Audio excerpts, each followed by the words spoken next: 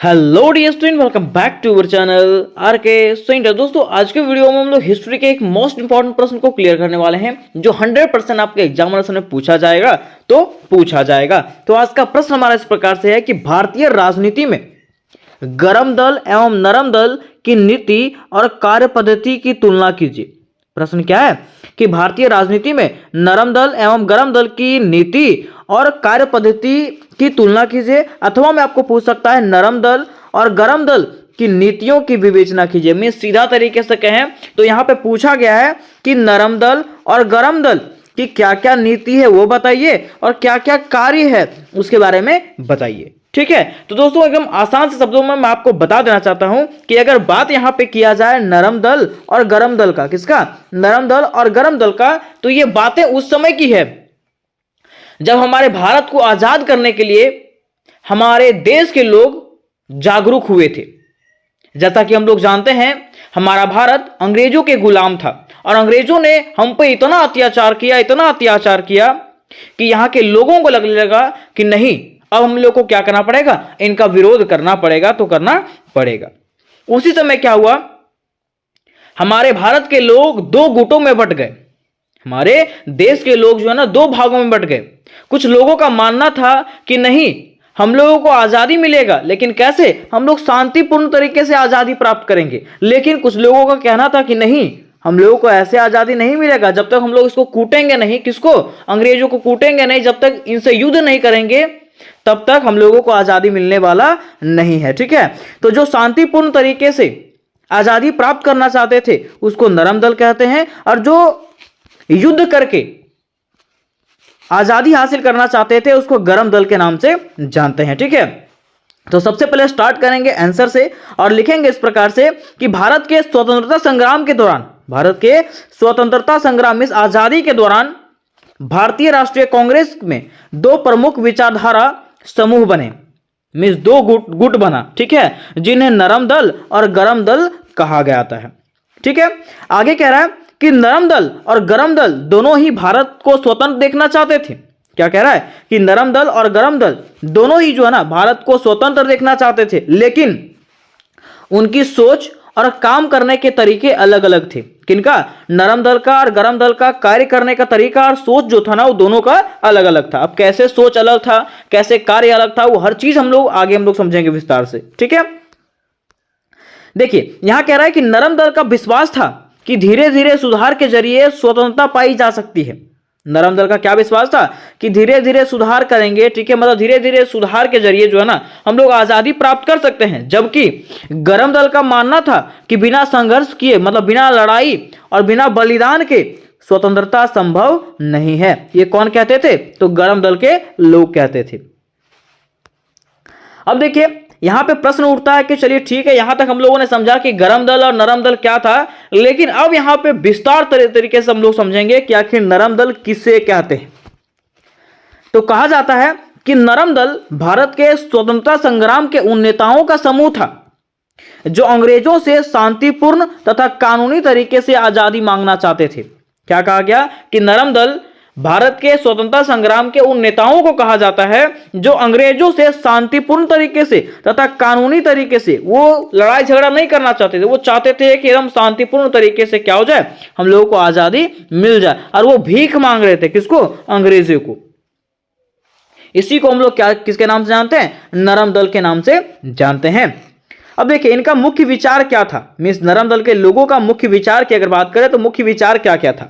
तो कहा गया कि ये नेता मानते थे कि भारतीयों को अंग्रेजों के साथ अच्छे संबंध रखना चाहिए। अब देखिए यहां पे क्या कह रहा है कि ये नेताओं का मानना था कि हम भारतीयों को जो है ना अंग्रेजों के साथ अच्छे संबंध रखना चाहिए, जबकि अंग्रेज हम पे अत्याचार कर रहे हैं, है ना। फिर भी इनका मानना था कि भारतीयों को जो है अंग्रेजों के साथ अच्छे संबंध बनाना चाहिए, ताकि वे मानते थे कि ब्रिटिश सरकार से बातचीत के जरिए हम भारत को आजाद करवा सकते हैं। मतलब कह सकते हैं कि उनका यह भी मानना था कि हम ब्रिटिश सरकार से बातचीत के जरिए, अगर हम लोग ब्रिटिश सरकार से बातचीत करेंगे तो वो क्या कर देगा, हमारे भारत को आजाद कर देगा, है ना। ऐसा होगा क्या, नहीं। अब देखिए इनका कहना था, उनका मानना था कि भारतीयों को अंग्रेजों के खिलाफ विद्रोह नहीं करना चाहिए। किनका, तो जो नरम दल के लोग थे उनका कहना था कि भारतीयों को जो है ना अंग्रेजों के खिलाफ विद्रोह नहीं करना चाहिए, बल्कि याचिकाओं, प्रार्थनाओं और शांतिपूर्ण तरीके से अपनी बात रखना चाहिए। ये सीधा कहते थे कि बाबू अगर आज़ादी प्राप्त करना है तो अंग्रेजों से लड़ना झगड़ना नहीं है, आराम से जाइए, उनका पैर पकड़िए, है ना, मतलब शांतिपूर्ण तरीके से क्या करिए, आप आज़ादी प्राप्त कर सकते हो। ये किसका कहना था? तो नरम दल वाले लोगों का कहना था। अब कह रहा है कि नरम दल के प्रमुख नेता कौन कौन थे? नरम दल के प्रमुख नेता कौन कौन थे? तो नरम दल के प्रमुख नेता की बात करें तो दादा भाई नौरोजी, गोपाल कृष्ण गोखले, सुरेंद्रनाथ बनर्जी और फिरोज शाह मेहता। ठीक है, ये चार और कुछ और नेताएं थे जिसका वर्णन यहां पे नहीं किया गया। ठीक है, इन्होंने जो है ना नरम दल का नेतृत्व किया। ठीक है, इनका मानना था कि हमें शांतिपूर्ण तरीके से क्या करना है, लड़ाई लड़ना है, मीन्स आजादी प्राप्त करना है। ठीक है, ये कहते थे कि बेटा शांति के राह पे चलो, किसके जैसा? महात्मा गांधी के जैसा। ठीक है, शांति के राह पे चलो, हम लोग को अहिंसा के रास्ते पे चलना है, हिंसा नहीं करना है, लड़ाई झगड़ा नहीं करना है।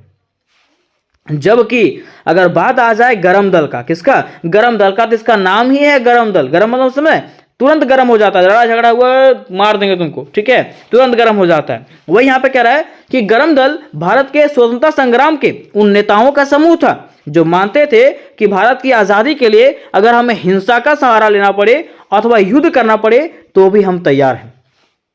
क्या कह रहा है कि गरम दल भारत के स्वतंत्रता संग्राम के उन नेताओं का समूह था जो कहते थे, जो मानते थे कि भारत की लड़ाई, भारत की आजादी के लिए अगर हमें हिंसा करना पड़े, मीन्स अगर युद्ध करना पड़े, लड़ाई करना पड़े, फिर भी हम तैयार हैं, हम मरने मिटने के लिए भी तैयार हैं। कौन कहते थे? गरम दल के लोग कहते थे, है ना। इनका देखिए मुख्य विचार क्या था? इनका मुख्य विचार था इस दल की उत्पत्ति तब हुई जब नरम दल कमजोर पड़ने लगा। ठीक है, ये दल तब बनाना जब नरम दल कमजोर पड़ने लगा। कहने का अर्थ यह है कि जब भारतीय लोगों को लगने लगा कि नरम दल से कुछ हो पाएगा नहीं, क्योंकि वो प्रार्थना कर रहा था, ठीक है, भीख मांग रहा था अंग्रेजों के सामने, तब यहाँ के लोगों को लगा, गरम दल के लोगों को लगा कि ना, इससे कुछ हो पाएगा नहीं, है ना। तब गरम दल का उत्पत्ति हुआ। कह रहा गरम दल के लोगों का मानना था कि अंग्रेज गिरगिट के जैसे हैं। गरम दल के लोग मानते थे कि अंग्रेज जो किसके जैसे हैं? गिरगिट के जैसे हैं। ठीक है, वो कभी भी अपना रंग बदल सकते हैं। ये कौन मानते थे? तो गरम दल के लोग मानते थे, यार ये सच है ना। दूसरा कह रहा है कि उनका मानना था कि भारतीयों को ब्रिटिशों से अपनी स्वतंत्रता प्राप्त करने के लिए संघर्ष करना होगा। देखिए, वे मानते थे, ठीक है, वो कहते थे कि अगर भारतीयों को ब्रिटिशों से आजादी चाहिए, मीन्स अंग्रेजों से आजादी चाहिए, तो हमें संघर्ष करना ही होगा। ठीक है, लड़ाई करना ही होगा। उसी समय बाल गंगाधर तिलक का एक प्रसिद्ध नारा निकला था। नारा क्या था? स्वराज्य हमारा जन्मसिद्ध अधिकार है। स्वराज हमारा जन्मसिद्ध अधिकार है। ठीक है, कि हमें जो है ना अपना स्वराज चाहिए, अपना राज्य चाहिए, अपनी भारत चाहिए। ठीक है, और इसको हम आजाद करवा के रहेंगे तो रहेंगे। किसने कहा था? तो बाल गंगाधर तिलक ने कहा था। अब देखिए इसके आखिर प्रमुख नेता कौन कौन थे? तो इसके प्रमुख नेताओं की बात करें तो बाल गंगाधर तिलक, लाला लाजपत राय, बिपिन चंद्र पाल, चंद्रशेखर आजाद, भगत सिंह। ठीक है, ये सब जो नेता थे वो गरम दल के नेता थे। इनका माइंड तुरंत सटक जाता था ना, अब तो मारेंगे तो मारेंगे, है ना। वो कहते थे कि ऐसे भारत आजाद नहीं हो पाएगा, जब तक अंग्रेजों को कूटा नहीं जाएगा तब तक ऐसे आजाद हो पाएगा नहीं, और भारत को आजादी वो लोग देंगे नहीं। ठीक है, तो यहां तो दोस्तों मैं उम्मीद करता हूं कि आप क्लियरली समझ गए होंगे कि आखिर गरम दल किसको कहते हैं और नरम दल किसको कहते हैं। अब थोड़ा सा हम लोग समझेंगे कि आखिर नरम दल के कार्य क्या हैं, उसके बाद हम लोग जानेंगे गरम दल के कार्य क्या हैं। तो कहा जाता है कि नरम दल की कार्य और नीतियों की अगर बात करें तो इनका पहला कार्य और नीतियां है ब्रिटिश शासन के प्रति विश्वास। नरम दल के लोग जो है ना ब्रिटिश शासन के प्रति विश्वास रखते थे कि ब्रिटिश सरकार बहुत अच्छी है ना, ये हमारी मदद करेगी, है ना। वही देखिए लिखा हुआ, नरम दल ने ब्रिटिश शासन को सुधारने योग्य माना और यह विश्वास किया कि अंग्रेज जो है भारत का कल्याण कर सकते हैं। वो मानते थे कि अंग्रेज क्या करेंगे? भारत का कल्याण करेंगे। भारत को खा रहा है वो लोग, सोने देख रहा है, क्या देख रहा था? कि भारत का कल्याण करेंगे। दूसरा सामाजिक सुधार, कह रहा है कि महिलाओं की स्थिति सुधारने जातिगत भेदभाव मिटाने और शिक्षा के प्रचार प्रसार पर बल दिया। इन्होंने एक बढ़िया कार्य किया, क्या कि महिलाओं की स्थिति सुधारा, ठीक है, उस पर बल दिया, जातिगत जो भेदभाव हो रहे थे उसको मिटाया और शिक्षा का प्रचार प्रसार इन्होंने किया था। तीसरा कार्य था स्वदेशी और आर्थिक नीति। इन्होंने स्वदेशी अपनाया था। कह रहा है कि उन्होंने स्वदेशी वस्तुओं को अपनाने और विदेशी वस्तुओं के बहिष्कार पर जोर दिया, लेकिन इसे आक्रामक रूप से लागू नहीं किया। वो जो किसको जो करना है करो, नहीं करना है छोड़ दो, है ना, वैसे, ठीक है, स्वदेशी पूरे रूप से स्वदेशी नहीं अपनाया उन्होंने। चौथा इनका नीति था संवाद और संवैधानिकता पर बल। कह रहा है कि अपनी मांगों को शांतिपूर्ण और संवैधानिक तरीके से उठाना उनकी प्राथमिकता था, ठीक है। अब देखिए, वो जो अपने मांग उठाए थे अंग्रेजों के सामने, वो कैसे कर रहे थे, तो शांतिपूर्ण और संविधान के तहत, है ना, उस तरीके से अपना ये मांग उठा रहे थे। तो क्या अंग्रेज इनको फ्री करेगा, आजाद करेगा? नहीं करेगा भाई। अब इनका पांचवा जो नीति था वो था धर्मनिरपेक्षता और एकता। इन्होंने बढ़िया कार्य किया। कह रहा है कि उन्होंने हिंदू मुस्लिम एकता को बढ़ावा देने का प्रयास किया। उन्होंने क्या किया? हिंदू मुस्लिम एकता को बढ़ावा देने का प्रयास किया और धार्मिक मुद्दों से बचने की नीति अपनाई। किसने? तो नरम दल के लोगों ने। तो ये जो था नरम दल का नीतियां और कार्य था। अब थोड़ा सा हम लोग जानते हैं कि गरम दल के मुख्य नीति और कार्य क्या था। तो देखिए, सबसे पहला इनका नीति था पूर्ण स्वराज की मांग। नहीं, हम लोग को थोड़ा सा नहीं, पूरा भारत आजाद चाहिए, है ना। ये कौन कहते थे? गरम दल के लोग, कि हमको पूरा भारत आजाद चाहिए तो चाहिए, यहां से तो लोग निकलो। वही कह रहा कि गरम दल के नेता ब्रिटिश साम्राज्य के खिलाफ पूर्ण स्वतंत्रता की मांग करते थे, ना कि केवल कुछ सुधारों की, है ना। इनका मानना था कि हम लोग को यहाँ पे सुधार नहीं चाहिए, यहां से निकलो तो लोग, ठीक है, ये पूरा भारत हमारा है ना, तू लोग को यहाँ पे कोई जरूरत नहीं है। ये कौन कहते थे? गरम दल के लोग कहते थे। अब देखिए, दूसरा इनका नीति था आक्रामक तरीका। आक्रामक तरीका मतलब समझ रहे हैं? उन्होंने कहा है कि उन्होंने विरोध प्रदर्शन, बहिष्कार, विदेशी वस्त्रों का त्याग और ब्रिटिश शासक के खिलाफ आंदोलन अपनाने लगे, ठीक है, विरोध करने लगे। कौन? गरम दल के लोग। तीसरा कह रहा है कि ब्रिटिश शासन के खिलाफ उग्र आंदोलन मतलब समझ रहे हैं? लड़ाई झगड़ा पे उतर गए वो लोग। वही कह रहा है कि इन नेताओं का मानना था कि ब्रिटिश शासन को उखाड़ फेंकने के लिए सशस्त्र संघर्ष आवश्यक है। इन नेताओं का मानना था, वो कहते थे कि अगर ब्रिटिश शासन को यहां से हटाना है बाबू, तो इसको क्या करना पड़ेगा? इसको जड़ सहित उखाड़ना पड़ेगा। और जड़ सहित उखाड़ने के लिए जो है ना, हम लोगों को एकत्रित होकर के क्या करना पड़ेगा? सशस्त्र विद्रोह करना पड़ेगा, मतलब हथियार उठाना पड़ेगा। फिर देखिए, अगर इसके विख्यात नेताओं की बात करें तो इसमें विख्यात नेता कौन कौन थे? तो कह रहा है कि इस दल के प्रमुख नेता लाला लाजपत राय, बाल गंगाधर तिलक, बिपिन चंद्रपाल और विवेकानंद थे, ठीक है, इसके विख्यात नेता। तो यहां दोस्तों हम लोगों ने नरम दल और गरम दल को पूरा कंप्लीटली जान गया। अब थोड़ा सा यहां पे बातें आती है। नरम दल और गरम दल के बीच में मतभेद हुआ था। मतभेद किस चीज का हुआ?